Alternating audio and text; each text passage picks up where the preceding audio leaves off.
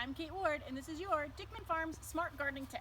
And I'm at home, and what I wanted to show you guys was a little bit about transplanting. It's fall. We're in October, and we're nearly to the middle of October.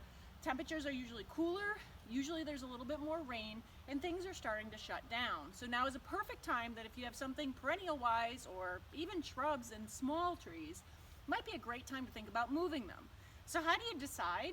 Well, look at this hosta, for instance. Now this hosta is fantastic, but it's starting to encroach on other things, and it'll do it again, but I'm going to take out some of it and transplant it into another area that I want to increase one of the garden edges. So let me show you what we've been doing. So come on over here and check this out. You can see here I've already started. So this is where the hosta used to be. And you can see in here, like this poor little plant, this is actually a decorative plant, but it was getting completely smothered by this hosta. So how do we divide it? Well, you can see I want to keep this, but maybe this piece we could get rid of.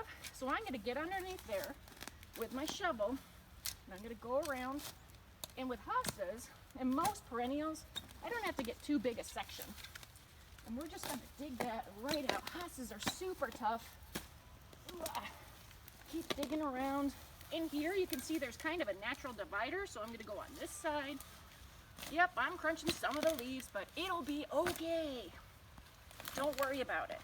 Yes, I know I'm stepping on something else, but here we go. Here comes a nice big piece of the hosta. Yay!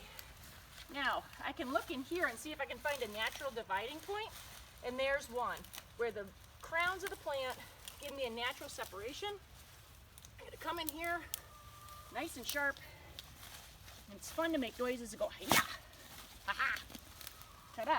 And now, I have a manageable piece of hosta, and I'll probably come back and grab that piece next until I get around this front edge. So what do I have?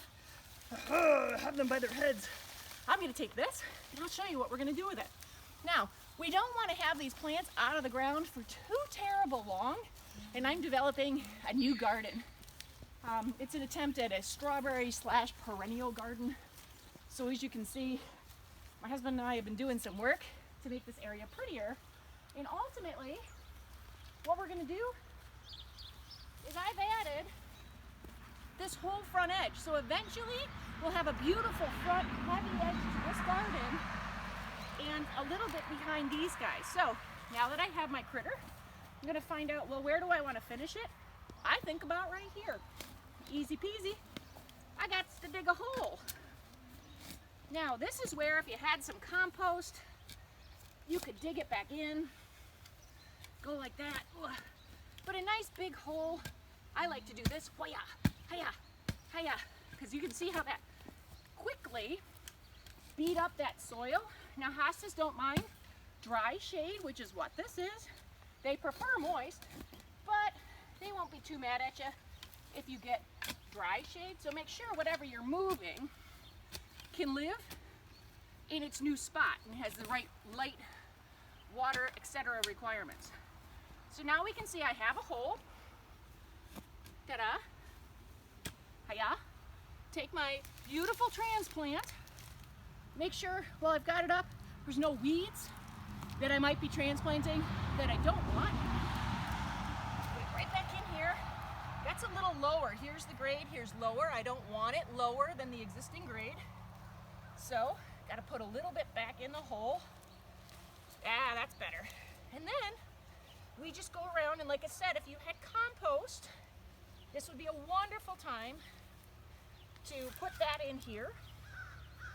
So we're digging this in, breaking up soil. I'm really getting in here with my fingers like this to get in between the roots to make sure there's no air pockets. Here we go. This surrounding soil, it's nice and foamy. There's a weed. Thanks, weed. My husband will mow that later. Haha. Thanks goodness for that. So, and there we kind of have it. Now this is on a downward slope slightly.